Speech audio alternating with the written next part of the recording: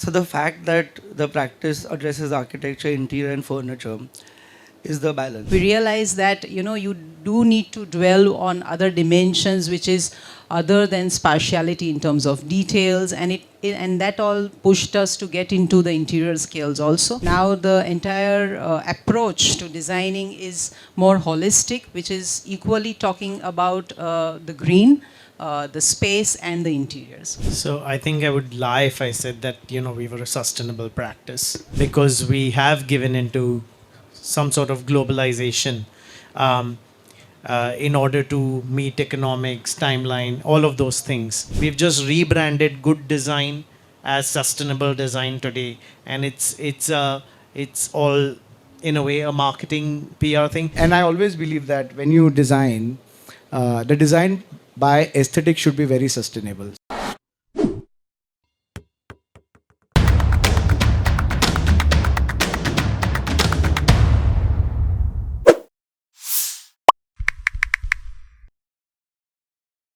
It details out that each one of us has explored the design of the concepts in very unconventional way. So how did that particular aspiration value inspire us to that particular approach, and what were the various ups and downs that we might have encountered during selecting that particular approach? And it would be interesting if certain instances could be shared here on this platform. So we start from sure, Jason. What we're doing today is how our journey sort of happened, right? And it was very organic. Of course, as architects, we first thought that, we'll do only architecture projects. But that's not isolated with what you build on the inside and the outside. And everything is sort of interconnected in terms of, the structure from the exterior to the interior to the product and the furniture, everything that goes within that space. It relates, so our journey started with, when we started our practice, it started with interior projects. And only about, I think, 5 or 6 years back is when we started doing architecture projects. But we also started working with products. And that came from the need of wanting to explore something where the brief for the product was set by us. Because when we were doing our architecture and interior projects, the brief was set by the clients. And we thought product good tangible scale to start exploring something which allows you to kind of explore materiality and also research at your own expense in a way.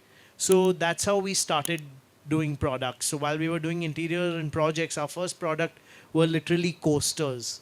And people might laugh, we spent 1 year prototyping coasters. And all the prototypes are being currently used in our office.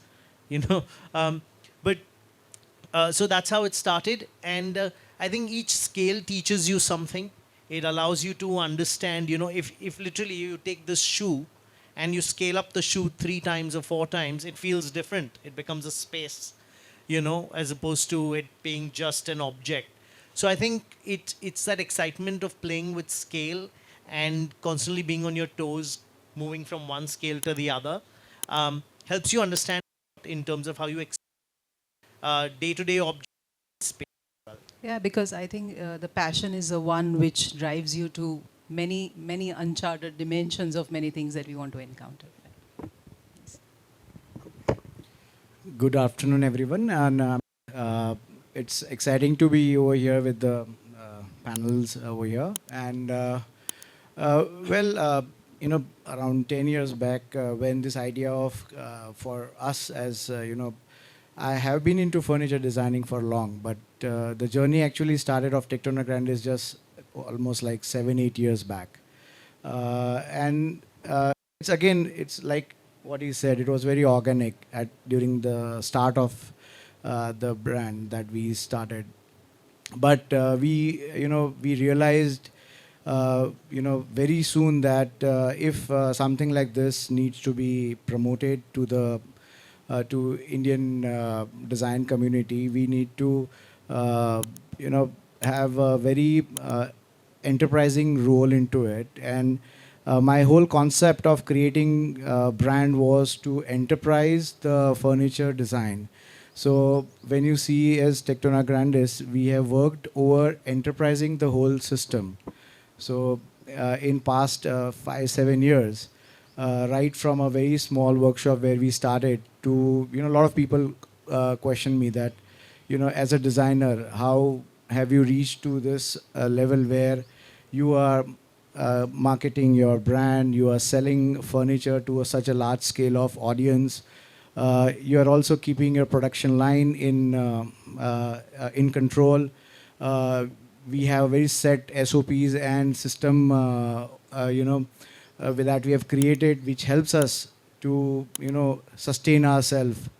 And we have set our own goals also now, and I always advise all my fellow young designers who come to us and talk to me that a lot of people wants to get into product designing and furniture designing, but it's always very difficult to one or two products, nice designs, one or two acclaims that you get boost you, but then to retain or to sustain the same thing constantly into the market, to innovate over and over again new things, that is the demand of the market, is what is very important for any product designer. And when you are enterprising your brand to the market, so yeah, it has always been a challenge, but we have overcome it, and we are doing it day on and day night. Yeah, I would like to add one question to it, because it's very focused. Tectona is very focused in terms of its furniture works, but it has always remained focused to that particular scale. It is not dwell. So how did you, kept that as a... So, while the journey, a lot of people do come to us because they see that, there's a lot of market. Yeah. And but when we started, I always tell a lot of people around me that, you need to, once you have set up your goals, you should not divert from your goals. So, because we wanted to create a brand awareness that, if you talk about Tectona, the reflection of design should come into your mind. This is how their language is, or this is how they look and the feel of the furniture is. So, we have always kept that in mind. We have not deviated, much when the demand. But yeah, we need to also control ourselves certain times, because everyone needs to. So we do that. But when we promote what we are strong at. Okay, thank you. Yes, Veeram. Hi. Thank you for having us here. I think I tried escaping architecture for the longest time. I was in design school for 7 years. And it was that, so I come from a very small town called Navsari, so I came to Pune when I was after my 10th grade. And like architecture was it's a kind of a shock for me, because then they would talk about art and the importance of a bindu. And we were privileged to have very good faculty that time. Mr. Arun Ogre, he used to teach at GHM, and I think he had shifted to Pune because he was retiring that time. And he used to make us bunk classes to go and watch film festivals, And so the first 3 years were when you realize that, this is something that you want to do. But it was very difficult to grasp what was actually happening, because, I don't have a background where I'm exposed to art or to know who Raza was. And I think beyond that, I sort of pushed myself to travel, to see more, to observe more, and to build a process. And I think at the end of the 7 years of college, I did very well. But for some reason, there was this angst to escape, And FTI was right there, it was around where I lived. So I'd gotten these art direction forms, and I was completely blank about what I wanted to do with life, which I still am actually. And in those 10 years in the middle, it was about applying these processes to different scales, whether it's jewelry. And also the one architectural project that we were doing took around 9 years to complete, So sustain ourselves in the middle, we had to take up everything that came our way. And And also because, so when this started, so Navsari, then Pune, and then for some reason I came to Ahmedabad because my parents had shifted. And after a point, I realized that it is very difficult to get your work here without any network because I was not part of SEP, nor NID, nor any of the design circles, you know. So after the whole thing, me and a few of my juniors, we went back to Navsari. And Navsari being a dying Parsi town, my father had been collecting these antique things, furniture pieces over years, you know. So I said, well, why don't we start documenting these pieces, try deciphering the joinery, the polish, and that's how it started, you know. So we did that to sort of sustain ourselves. And I think in the middle, we touched every scale of design, just trying to apply these principles. You know, how can you convert, say, you want to express drama, you know. When you see any of Satyajit Ray's films, you see that there is this base of a certain, such powerful emotions that he puts out using the simplest things, you know. And it is the same principles that we've been trying to apply, that music, art, there's so many things. And I always tell people that if you try and observe the little nuances of how these people have created various scales, you know, addressed various scales, and see, as designers and architects, it has to be tangible for us, you know. We don't paint. It has to be functional. So how do you translate that into your work is what the whole journey has been about. Great, but I have, you know, as I got this platform to be with you guys, I wouldn't want to miss the opportunity. So how do you keep yourself so sacred in terms of thinking? Because you are in a city of Ahmedabad, which is now changing drastically. It's got different demands. Okay, and obviously along with you know, explorations and the instinct, there is also something which we call, you know, surviving and trying to maintain that. So are you able to maintain that particular balance in a thought process? Yeah, but so the fact that the practice addresses architecture, interior, and furniture is the balance, you know, because very honestly and very openly, with furniture, it's shorter time spans to recover the amount that you get out of it. And when you do architecture of that scale, or when you do interiors, which is interior architecture and not just curating things, you know, yeah, it takes a lot of time. And even with MuseLAB, the kind of things they're doing and the people involving, we know that it is a span, that a certain timeline it takes to sort of, and so it's a balance where if the office is run in a certain way where sort of furniture gets you enough to run the office, then you can actually have the bigger canvas to paint the way you want to also, you know. So that is the balance, I guess. Okay.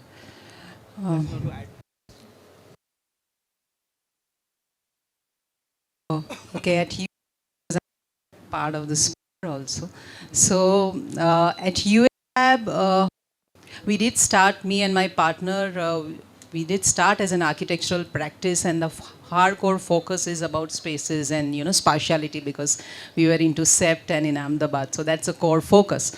But when we started, we were lucky enough to get some architectural projects when we were pretty young firm, and that gave us, you know, good base to start off. But once we started realizing, okay, you get one project, but then once we started working on it, we realized that, you know, you do need to dwell on other dimensions, which is other than spatiality in terms of details, and that all pushed us to get into the interior scales also.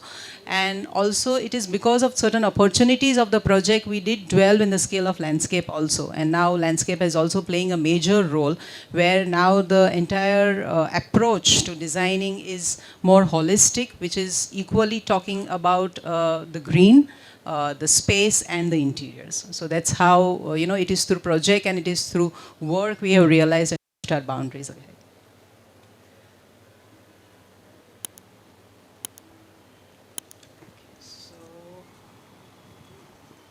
Fine. So the second theme and the segment is about adaptability and sustainability, and how do we try to incorporate that particular aspect in our design, whether it is architectural or interior. And the question attached to it is also about how is the globalized way of architecture, thinking, product design, cautioning the sustainability, and how we as designers can impact the surroundings through the sustainable approach.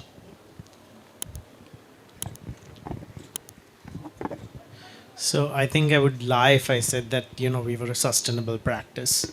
So I wouldn't say we are sustainable in that sense, because we have given into some sort of globalization, um, in order to meet economics, timeline, all of those things, not as true to it as, Parul ma'am here. But I think where we try is in our projects, we try to see where we can sort of keep context, in mind. So contextually, culturally, try to address, even if there is an insistence on, say, Italian marble, for example. We do try to make an attempt to use local materials, where and as when we can. So we fight the battles that we can, and then some we give into. And you don't have to win every battle. I think that's the first thing to realize and understand. And there are times where uh, I don't know if I'm going to address it completely, but I think like how in the previous talk we heard, like making the craftspeople as part of the collaborative process, where they're engaged with during the drawing stage as well. So we're still getting there. Our process is not organic. We're very sort of organized in how we do things. And we're trying to break into it to be organic, so that there is some order to the chaos, because you need to respect the economics of a project as well. Um, you know, um, so in terms of coming back to sustainability, I truly and firmly believe that, how we designed earlier, that was just good design. We've just rebranded good design as sustainable design today, and it's all in a way a marketing PR thing. I think if you can be true to how you do design, where it's context, you make sure there is passive cooling practices, and if you kind of inculcate those things in your project as much as you can, that's a start. And I know we're too late, but the sooner the better, where we can try and enforce those things. Like we are working on a project, where we're trying to source. It's a small attempt, but we're trying to source all materials locally. We did, yes, travel from Bombay to Ahmedabad to procure old doors and windows. That project's going to have only old doors and windows in the project. At least that's our attempt. So I think it's a slow start. So like I said, we're not 100%. I think initially when we started, there was a lot of usage of colored PU in our projects, in our products also, in terms of furniture. We're trying to pull back on that. We're trying to reduce the usage of as much of toxic polish and things like that. But it's a slow attempt. I know we need to speed up, but we are trying. There is a project that we've currently done in Bombay, just to illustrate, where we're in the process of documentation of it. We're trying to put a book together, and it'll be an open source for people to learn from it, where it's it's just a 11 feet by 17 or 20 feet space, and the complete space we've tried to source everything from that neighborhood itself.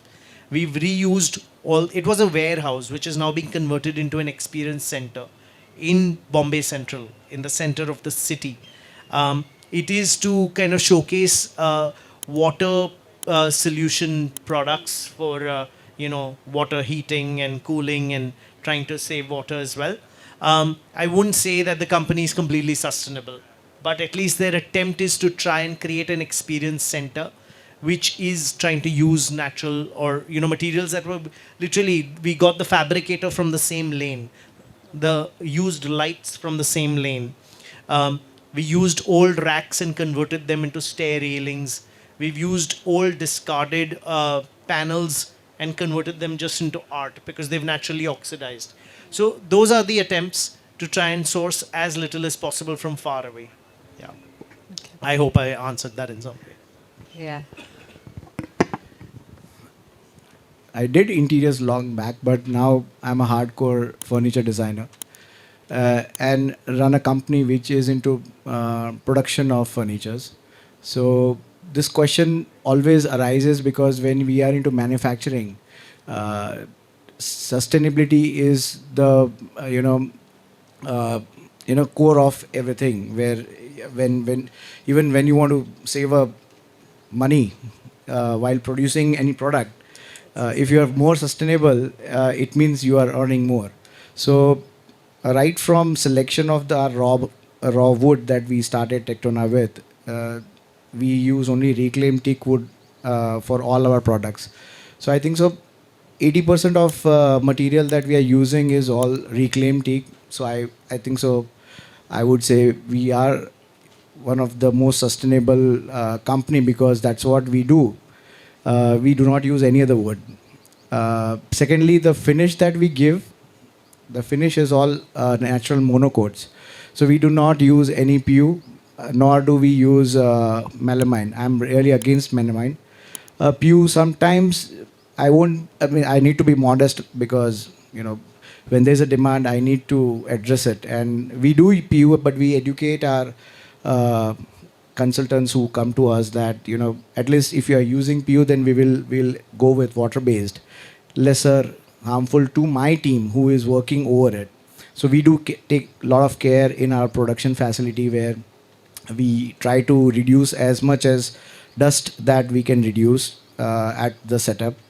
uh, I'm creating a state of art facility of making the furniture at the moment, which will be on by this month end, which I hope that I have addressed a lot of things over there where I feel that where we can save uh, process timing, which is again, if you create faster creations, you make your company more sustainable. Obviously, we have a strong belief of using just reclaimed teak at the moment. We try to use stones which are close to Gujarat or Rajasthan and try to introduce our local stones onto our tables. Like, for example, this piece of furniture that we have created. We try to even create our designs that shows that, so that people value it rather than getting it from Italy or somewhere else. Uh, and I think so that's what we do. It's very simple. I don't complicate things. That's what my whole Yeah, I theory think is. that is more of a If you see, sustainable approach to if you make it see my simpler. design, it's not at Yeah, all yeah. complicated. It's very simple. Yeah. I just keep it that way. And I always believe that when you design, the design by aesthetic should be very sustainable. So you should love to see that product over and over for a long period of time, maybe 25 years, 30 years, 40 years. It should not pinch your eye, or maybe you shouldn't get bored with that thing that you have purchased, or that the thing that you have bought. It should just blend in the environment that is given to it. So that's how I And try that to. is pretty challenging. It is a challenge, but I try to, Yeah. and try is the only thing that as a designer we can do. Thank you.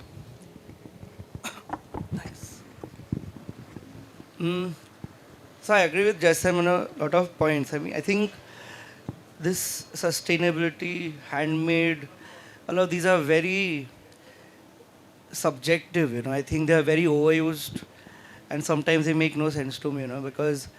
Um, because we work on different scales. And like Jaseem said, every project has various constraints and outlines that, as a designer or an architect, you have to address.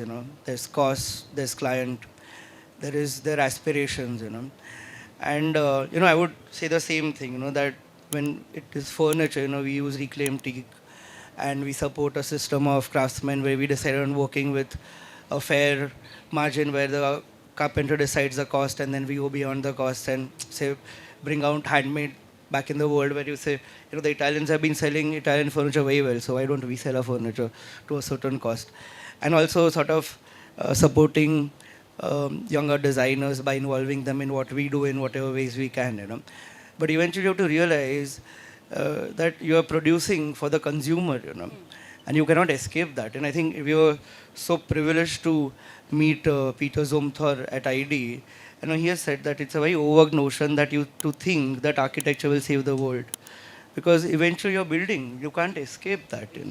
Imagine, for an example, so I'm doing a project in my hometown, and extreme Vastu specific project where you have to sit facing north to finish your morning duties, Now, how do I explain to the client that you are going to have to run the pipe at least 2 times the length only because you want to sit and potty facing north, So it's quite funny sometimes, But if something bad happens, that person's going to think that because I sat in the wrong direction, something wrong is happening, So these are so I always tell senior architects also that beyond these, there's the whole psychology of clients, because every client is a different ball game altogether, and how you address that.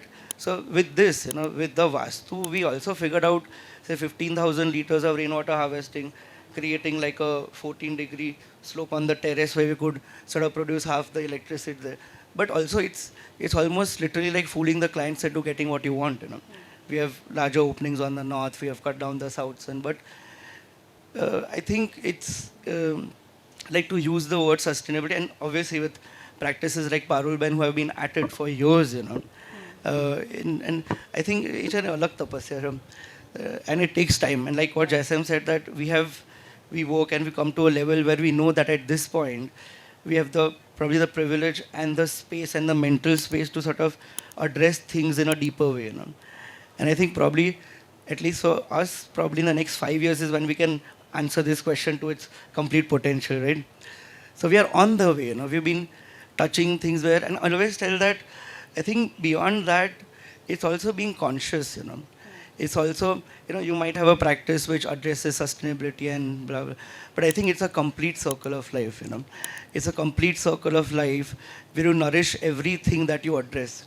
And for me, I think that is more important than, just touching something superficial. I know very senior architects and, you see these huge concrete structures, but because there's an overload of, say, solar panels and things, you get a LEED certificate. But I don't think that's how it works, I think, and especially with the direction that the world is going at, I don't think it's something to showcase or something to talk about. It's something to live life by, and it's not just your practice. It is just how you weave that whole circle where it gets to that point where you, where this becomes an inherent part of living a life, where I have these 3-year plans, and the next 3 or 4 year plan is to build the studio in a space in a way that you have a campus which is zero on sustenance, So I think that, and then practicing that or putting that into practice is, I think, a deeper way to look at this than just to talk about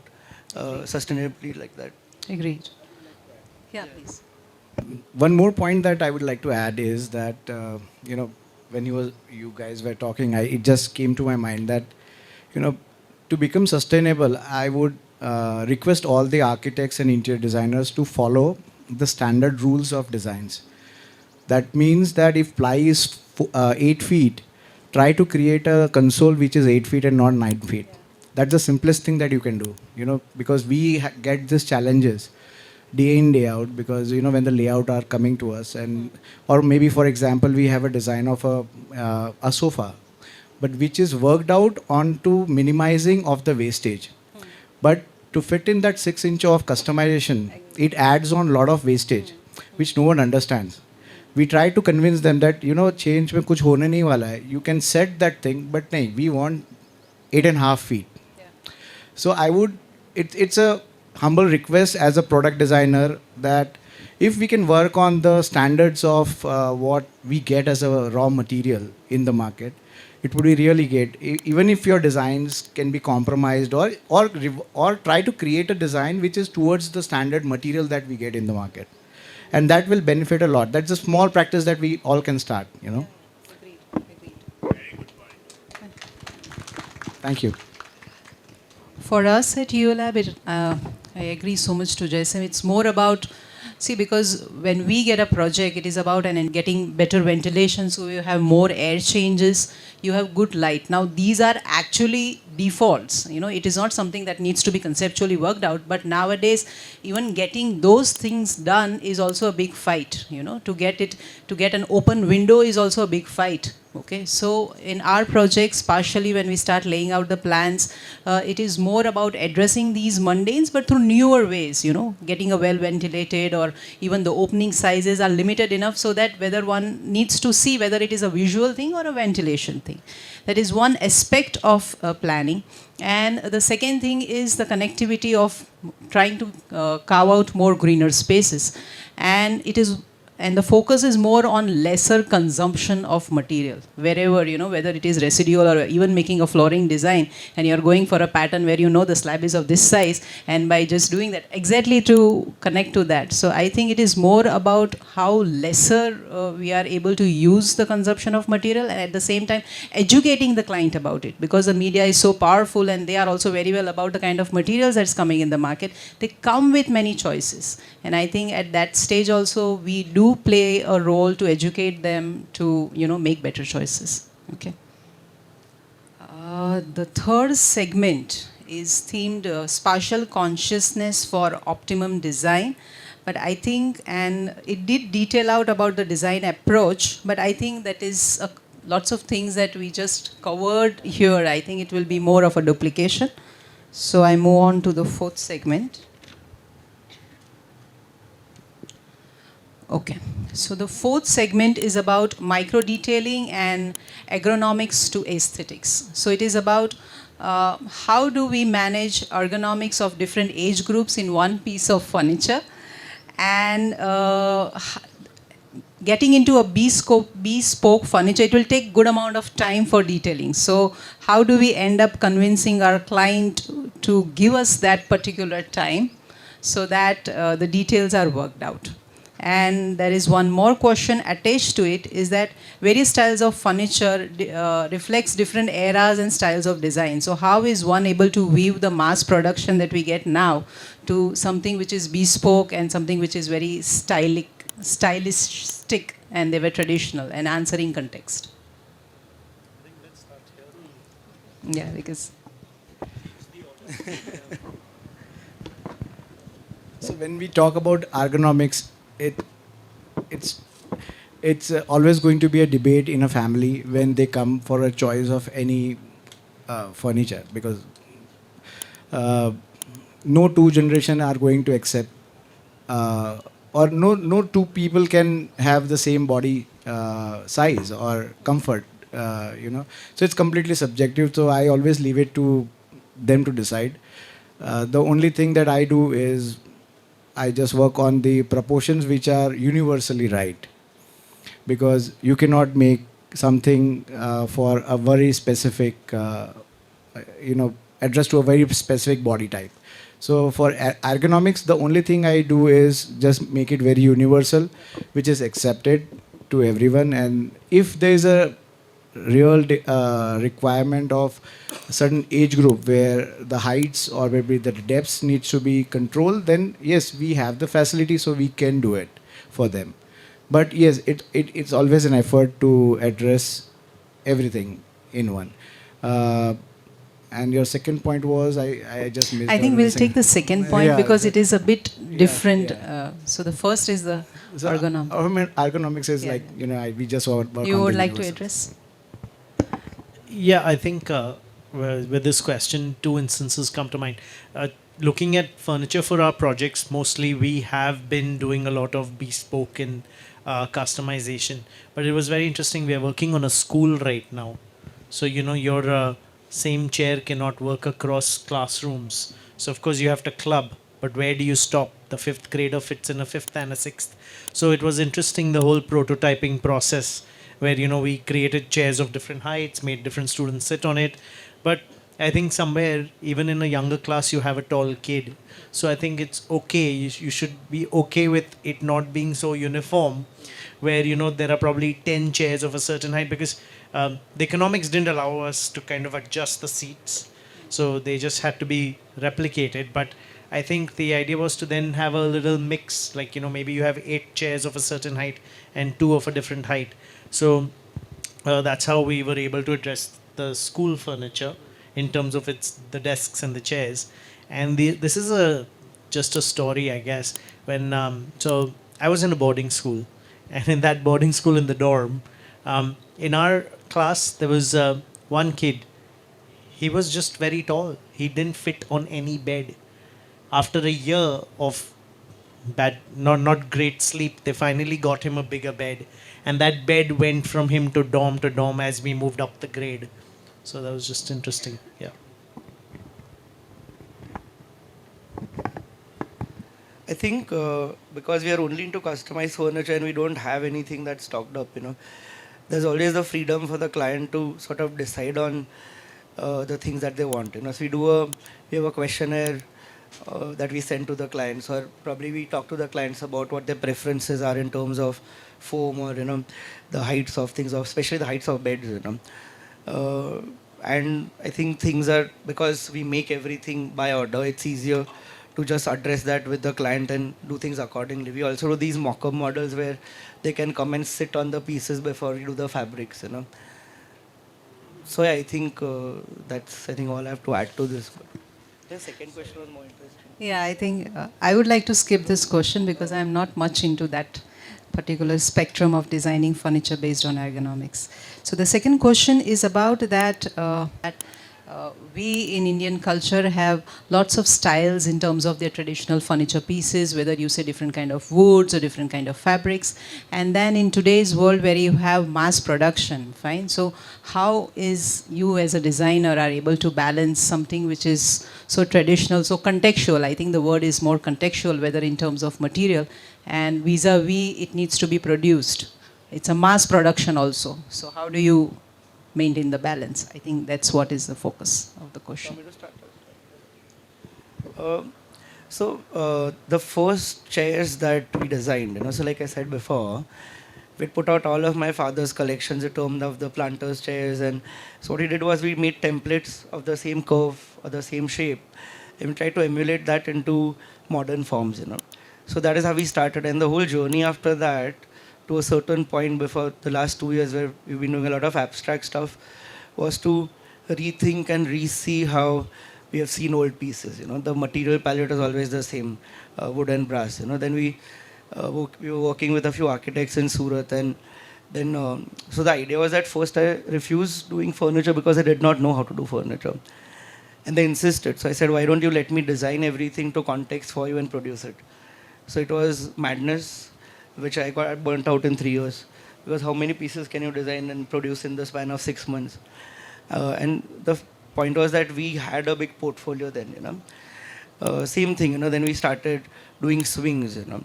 And I remember this Vishal Bhai from Angan Architects. He called me, he's like, my client wants a swing completely made in brass. So I was like, how does that work?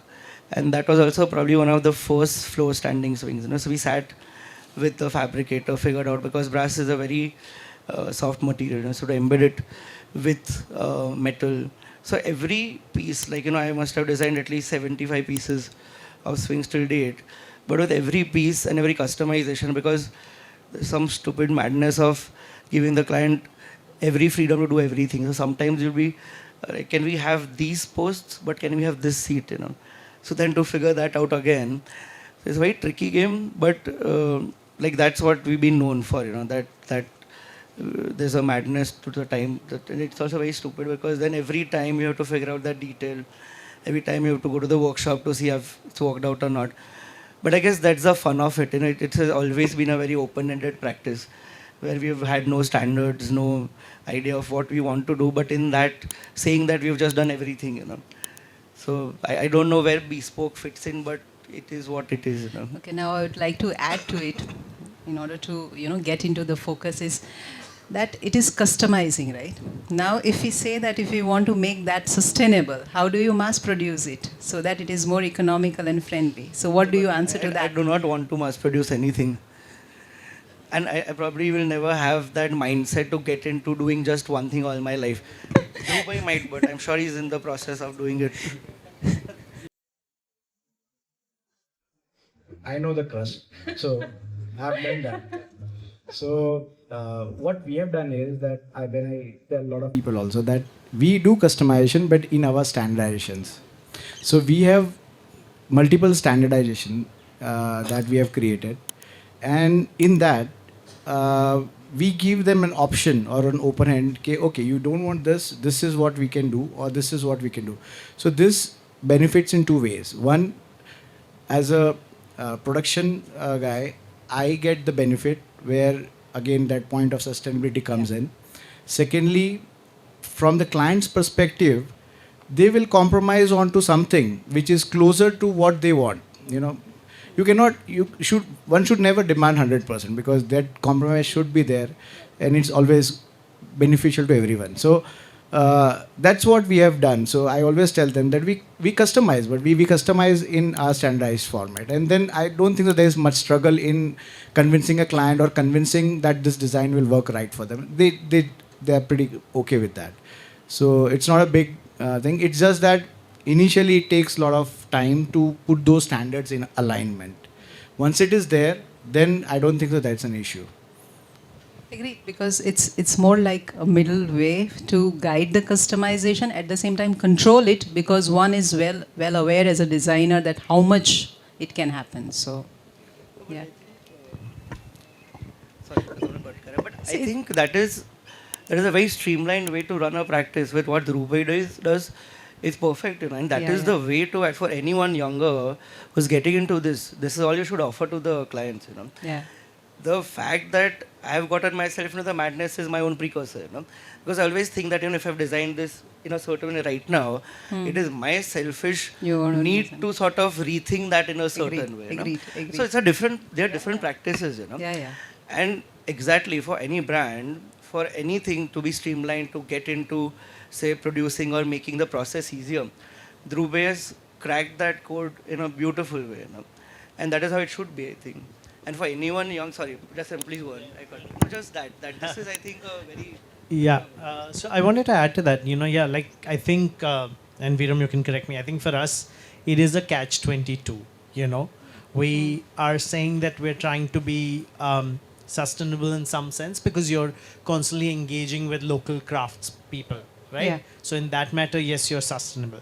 But then that is a slow product.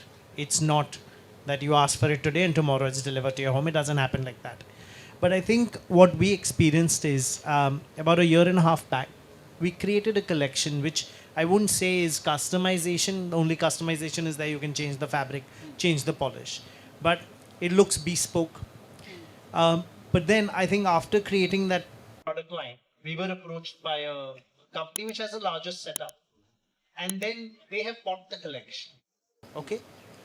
Which we realized they were able to produce the same thing with the craftspeople that they employ because they have a system in place. There is a certain system they have. And they have created the same thing, I would say much more better in terms of its finish also. So I think the idea is to make the right collaborations, right? Like we may have the ideas, we know what we want to create. And it's about finding the right people to partner with who are able to produce that. Because that's not our strength. We've realized that. So I think maybe there, I wouldn't say is the answer to kind of bridge the slow and the mass-produced products. No. But they have the means to kind of create it with a system in place. Agreed.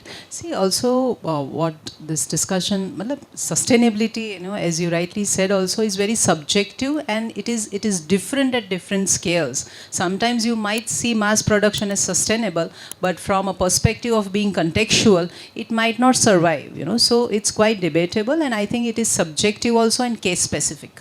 Okay, so I just want to add the reason I think initially we got into a lot of customization, that is when we started our practice in 2012. Okay, the options out there for furniture were mostly Italian furniture because being marketed in a certain way. But then when we realized the client would insist, nahi, Italian hi chahiye, we would go to the showrooms, see the furniture.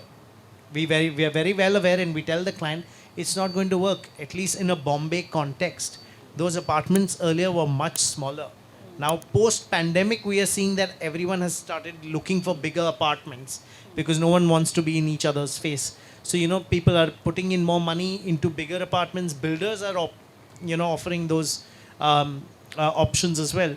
But when we started with smaller apartments, I remember we have put a Italian sofa in an apartment. You open the door and the living room ends with just the sofa in it.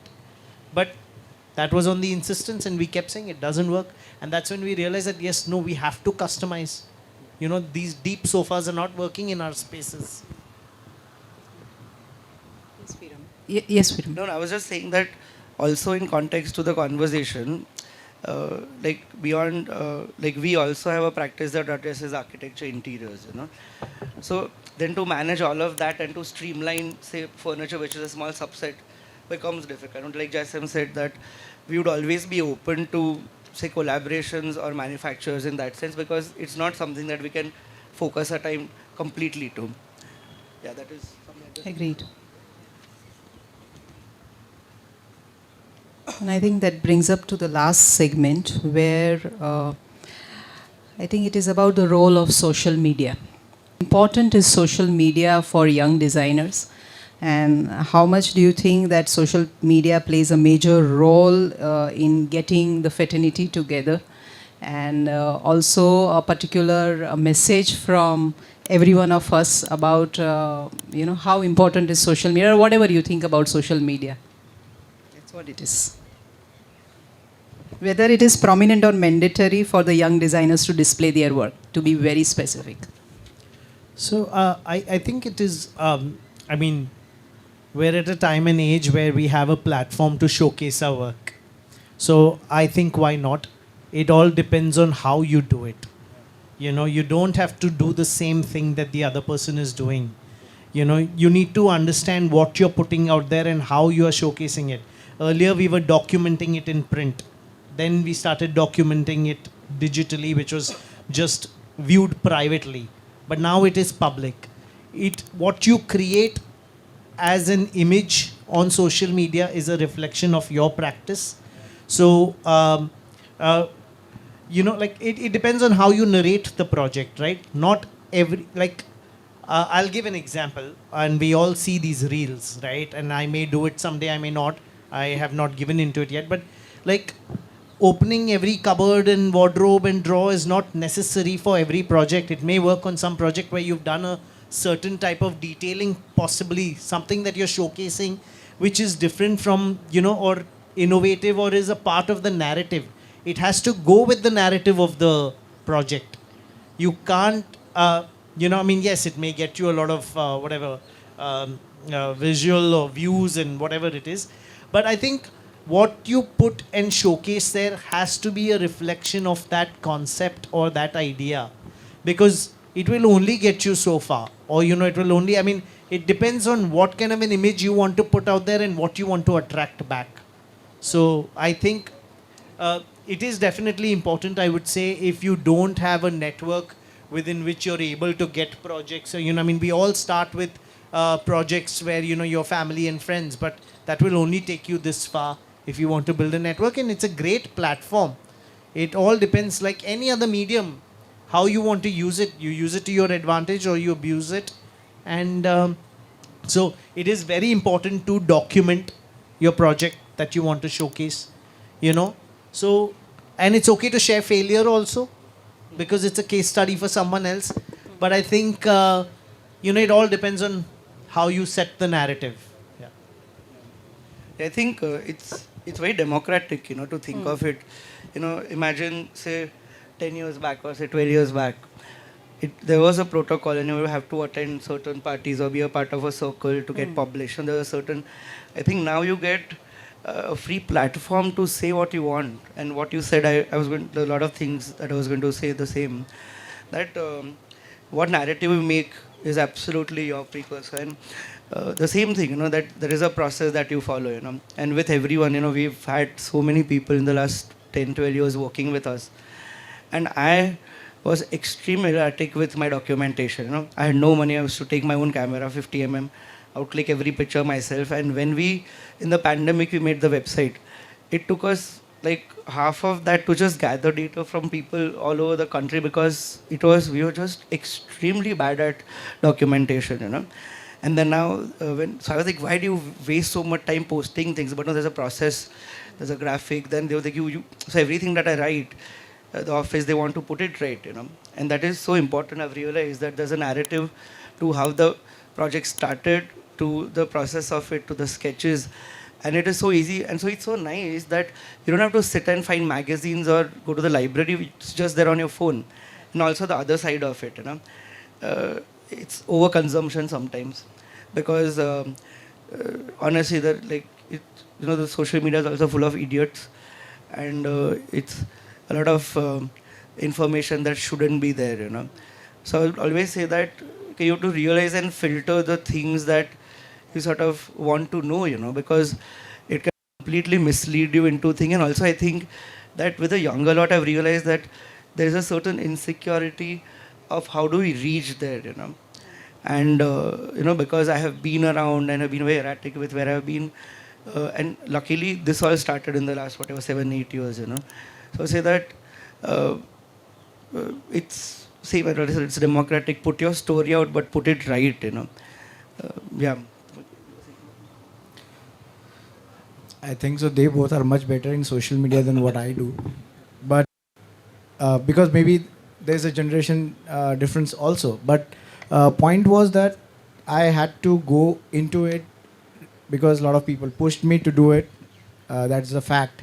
One was, yes, where both of them said, Veeram also said that it's a good form of documenting your work, because then it becomes too initially it was your website and to show people, but it was, I think so, more better way of documenting than this. But this is more easier way of doing it. It's on your hand. So paid media, I still do not believe much into it, though there are companies who are approaching us because they show us that you need to do this to reach to certain level and this and that, but yet we have been away from it, to be very modest, and whatever we are getting as a reach is just the organic reach that we are getting. But yes, we are very not that, I would be very honest to say that we are not very good in social media. I handle it, or maybe someone from my office is handling it. Put certain things that we are very excited to show people that something new is happening. So we are very true to what we are doing. We do not do any kind of drama. If you see my Insta page also, there is not much of drama. It's just very straightforward. Something news is there, then I just put it onto it. If there's something new as a design which we have been developing, then we put it. And we have been very straightforward in. So nothing of much I would say not much of drama that we do over here. Agreed. Yeah. For us at ULab, I think for us the intent is very clear, and it works other way also for us, where it filter out many of the demands, where we are trying to showcase that this is the way you do, this is a process, this is a time that you're going to take. Fine, it's not that you commission it today and in 15 days things will be ready. So in a way, it also helps you the other way to filter out a few demands. So when someone is going through your Insta page, what it helps us to do is that they don't come. Fine, and in a way that also works along with people, along with the networking part. That also works. That it is not, we don't do this way. This is the way we do. If you are interested, okay. If you are not interested, there are others, so. Yeah, so I support your what you just said, because sometimes we do tell that if you, because they ask for or they would obviously share certain images to us ke aisa ban jayega, aisa rakhte ho. I always tell them that this is my link, I will share them the link. Do you like something what we do? Then you can come over here and we can always work together. Agreed. The Pinterest has just done the best. I don't know. Yeah, no, I mean, I think that's what, right? So it's about what you want to put out there will lead to what you'll attract. And it also helps you weed out what you don't want to do. So I think it's, again, we have to be responsible for what we put out there and how we want to showcase our work. So I think that ends up the panel. So thank you for this lovely panel discussion. We had such really diverse panelists, and we got to hear such diverse point of views, like from an architect's point of view, from a furniture designer's point of view. It was really interesting to hear, like we discussed about ergonomics, sustainability, detailing from macro to micro design. So we have a couple of individual questions for each of you. And so let's start with Jaseem Pirani. The design language of MuseLAB being bold and expressive with colors right from the beginning, and you still continue to have that style. The overload of information available on internet sometimes challenges designers to stay relevant with their design language. So how could you stick to this design style of being bold? So yeah, I think if people that are familiar with our work, they may have seen that we don't have one sort of a signature style. We really dabble in terms of different scales and typologies, and even yes, our way of expressing started with a lot of color and pattern. We've sort of developed on that and moved into different directions. But I think that also helps us kind of constantly stay afresh and on our toes and kind of, keep thinking new, because we don't want to repeat the. I think how it has helped us. I don't know why it's creating a sound in the background. Yeah. So the way we are able to stay like that is, I think, is we've also developed a certain way in how we kind of engage with clients when we first meet them. Right. Everyone gets flooded with 100 page or 100 images or so of Pinterest. Okay, this is how we want. So we don't look at those 100 images to start with. Our questions to them is, one, either you kind of, so when we ask for their brief, we ask for two types of brief. One is a quantitative brief, which is the program, a space for these many people, etc. The second thing that we ask them is a qualitative brief, which I wouldn't say every client gets what we are asking for. So it ends up being images, but we tell them to read those images. So we always tell them, share a poem you like. Share an image of a rug you like. Anything, it could be anything. Like, you could just share a line saying that today when I come home, I want to feel like I am in Paris. It could be. That helps us be more creative. That helps us produce something which, may be unique to your home and your story. As opposed to, these are the images we like, let's build on this. I wouldn't say we don't do that. We do that because sometimes the client is not able to express themselves in those ways, and images are the only way. But sometimes the images they share is not also exactly what they want. So it's always a dialogue. It takes a bit. But yeah, I think it's always about.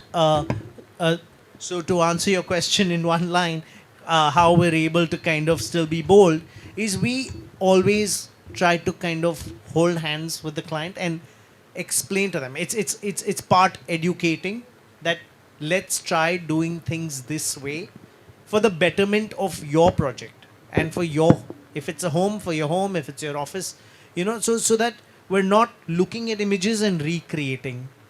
We go to the extent of saying if that has to be done, you really don't need us. You can go straight to the carpenter, the contractor. You can directly engage with a maker. You don't need us for that. Yes, it's all about convincing the client and staying in the same page. So next we have a question for Dhruvkant, Amin.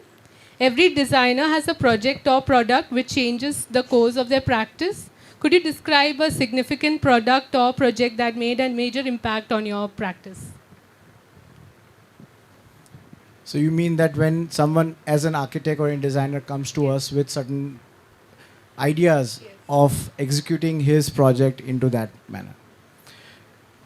Okay, so first of all, what we do is we try to convince that, try to work with what we do rather than accepting their designs. So, because as I told you that, I always tell everyone, this is a furniture design company which has its own designs. Today, I can boldly say that we have in our SKU more than 300 designs, and it will fit to your genre of designs. But still they want very particular look or feel to their space.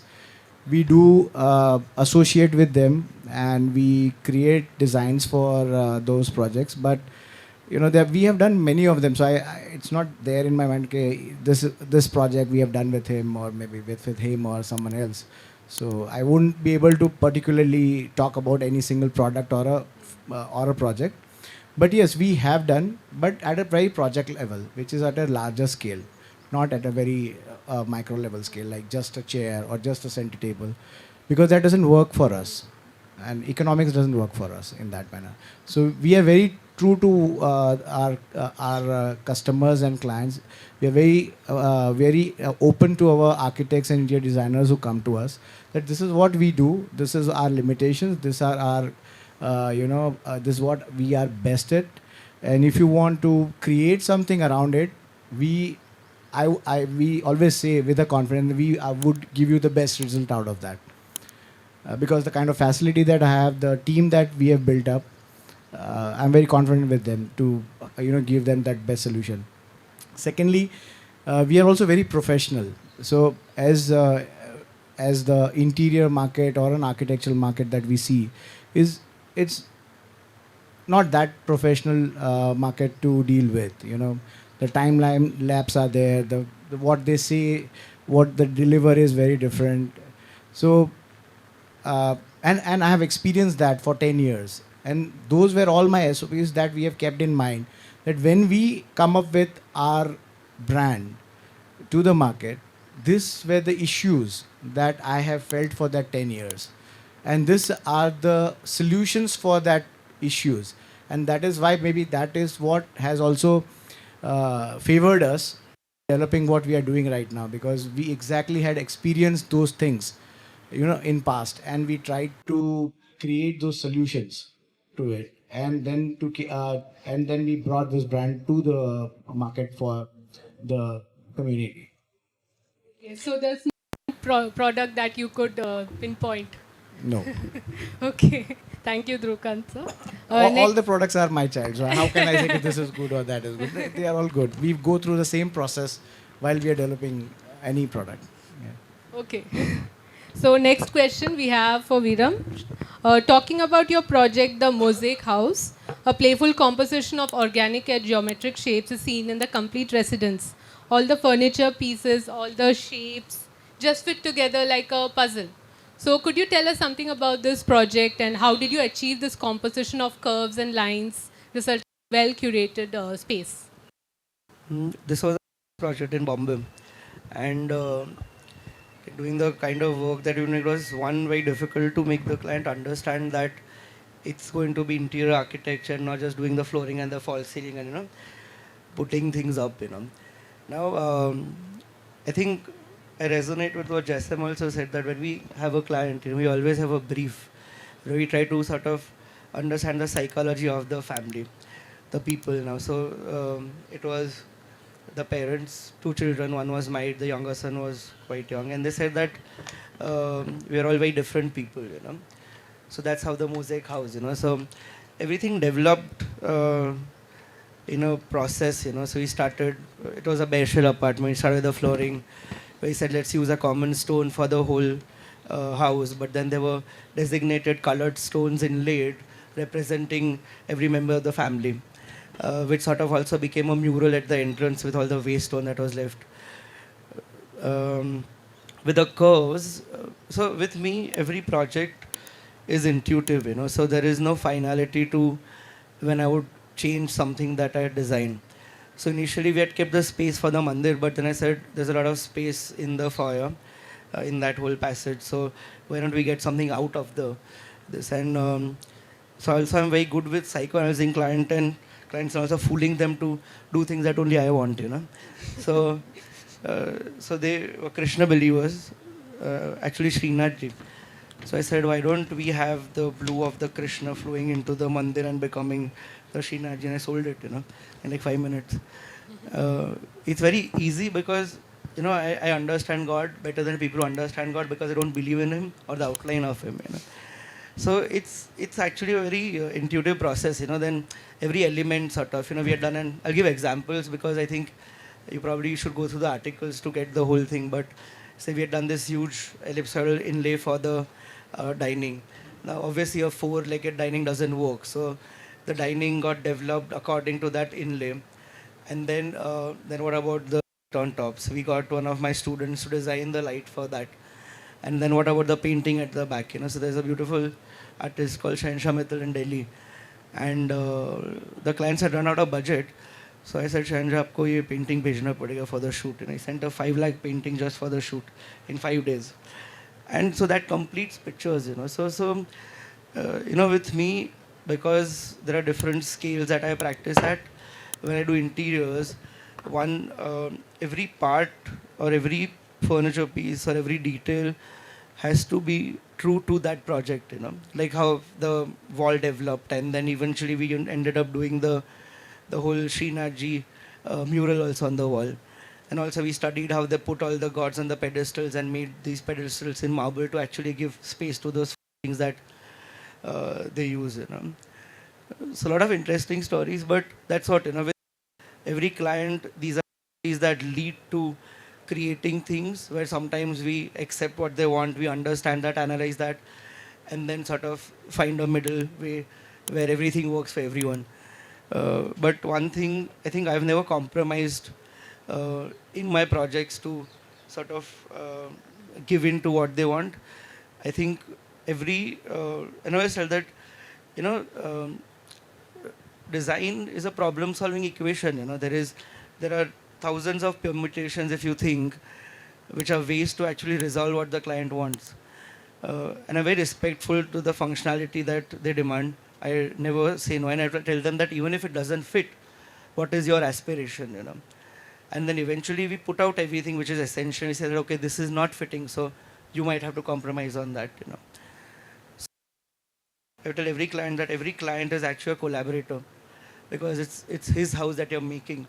But I tell them not to challenge us on the art of it, that if you hired me, then you hired me for a certain reason. So don't demand on what finish and what would work how. If you want samples, we get all the samples, So that's what, in all these years, you have to also understand that the architecture, interior, it is a tough, frustrating practice because there are so many things we address, And I tell my clients, and I warn them, that it's going to be really stressful. You might have fights in the family, you might have fights with me also. But let us be very open about it. You demand, and let's see if there's always a logical reasoning to why things can or cannot be done. And that is what you address, and that is what eventually is the outcome of the project. Yeah. These days things are happening very, very fast. How do you cope up with this trend these days that all the clients want their home or their spaces or their buildings to come up very, very fast? When it even comes to retail projects these days, we have a certain timeline that we give, because when they talk about the project, and I guess there is that privilege now where we can say, this is the time that it is going to take.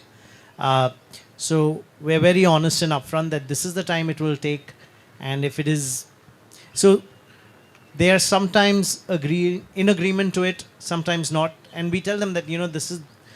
You've come to us for a reason, like how Veeram also said, right? You're approaching us for a certain reason, so we give them that timeline. And the moment they see the first steps, or whether it's the planning and all, then they understand why it's going to take that time. And also, I think it's very important to be honest upfront, because you can't just I don't know if desperation is the right word, but just sign on a project. Because there could be two reasons, right? You're also excited to do it and don't want to let go of the opportunity, and that's why you take it on. But you can't say, yes, 2 mahine mein ye sara kuch ho jayega, but then the planning itself takes that much time, because you want to go in prepared, right? Yes, organically things do change when it starts, but I think it's important to be honest, and that's what we do. We don't accept it if it doesn't work with our timelines. Yeah, either we say no, or we show them the possibility of it without, of course, investing too much time into it, where we try to talk them through it, that if you want something straightforward and out of the box, straightforward, it can happen, and there are people who do it. It's not that there aren't, but we are not the people for it. Taj Mahal to thermocol no nahi bana. So you do. It's like, if you want a Taj Mahal, then don't expect us to make it out of thermocol. So That's great. That's great. yeah, because Jaseem, one-liner from you. I'll use that line.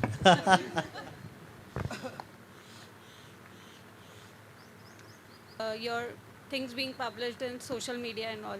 You design for a particular client and it's for a particular project. Is it okay if the designs are copied being on social media? I think it's okay. I don't think anyone is innovating.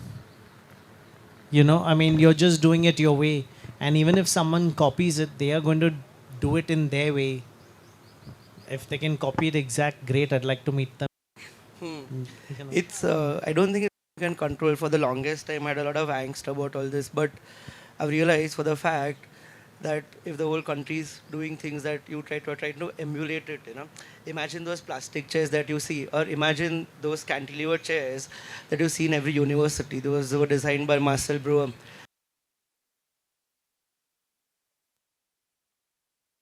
Some corner, some fabricators doing that for every university, and we don't even know.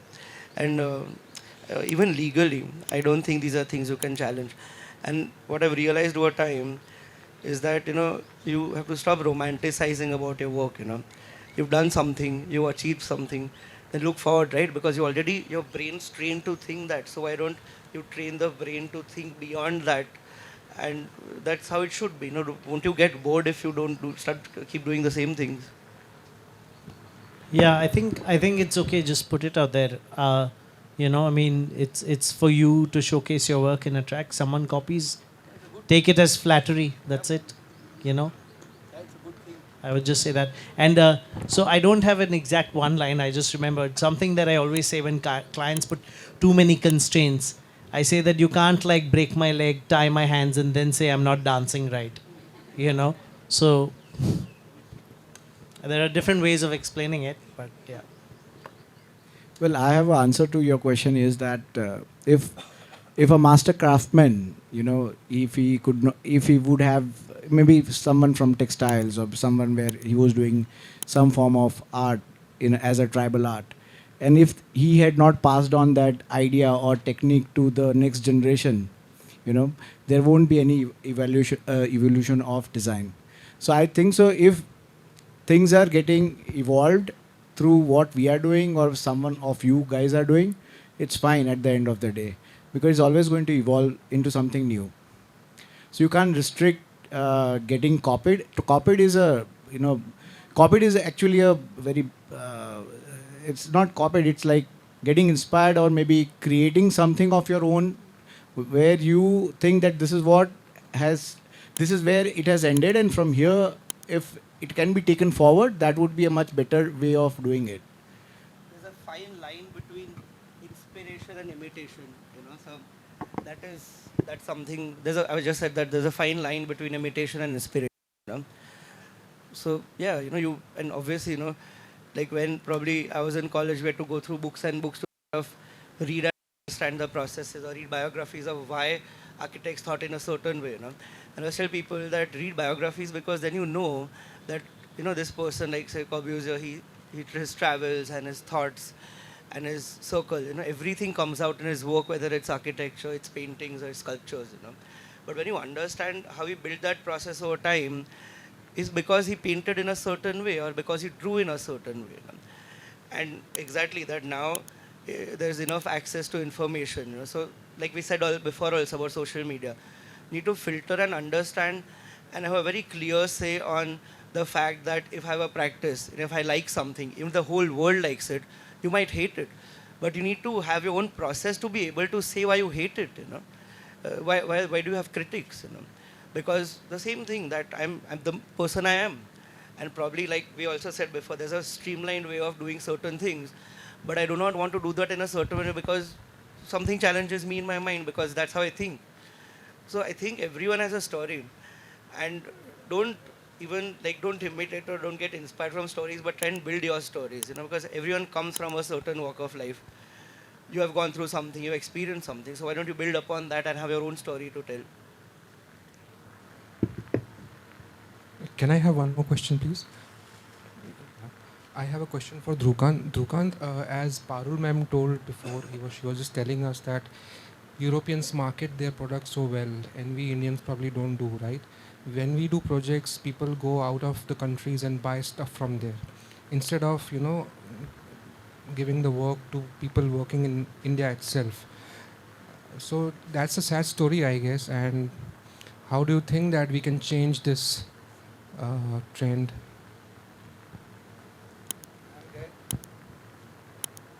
Hello. So I'm there to change the trend.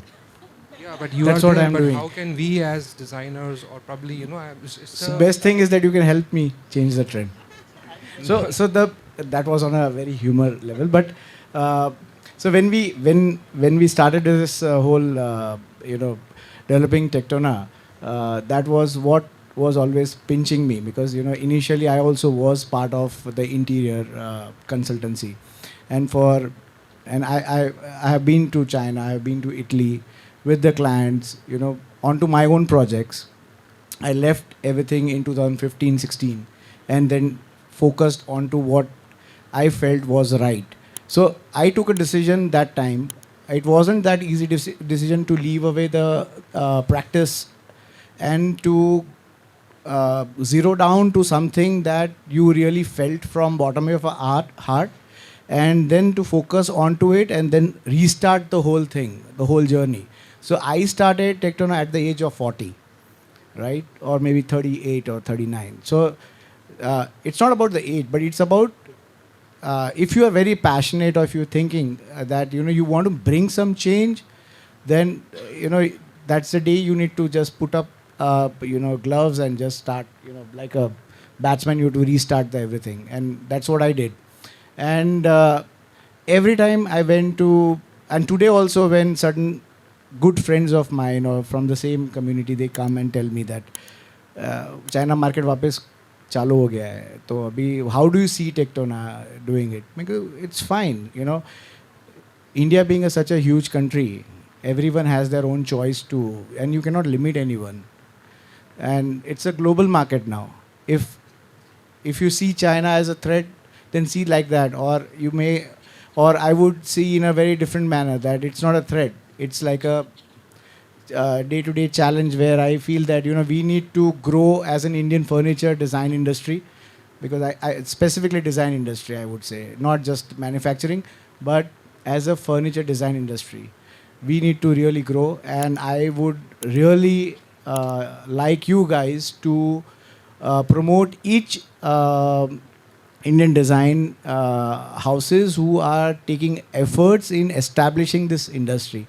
And it is very important for us as a designer to think in a very enterprising manner, because designing is something else. When you enterprise that, designing is a very different thing, because from some 1x you need to go to certain level where there are different forms of I would say hurdles that will come, right from creating a brand to establishing a manufacturing unit with, along with the government bodies who would be acting towards helping or certain time pulling you down also. So you need to work on a very different level when you are thinking about enterprising the whole thing. It is not just designing and just creating few pieces. Once you grow to that level, you will understand how it works. So I just want to add to that. It may help you answer the question, right? Why did we start going for Italian furniture? Because they marketed it. And I think, I wouldn't say as Indians we're not marketing, but I think each product, each furniture has a story. The ideas are there, but they're not presented well. So we're not focusing on our presentation. We're just like, we know the content is there, and because we have story, but we're not telling the story. We're not kind of presenting our ideas. So I think like presentation gets lost. Saying कि हाँ मैंने तो बना दी. But there's more to it, right? So I think maybe that could help.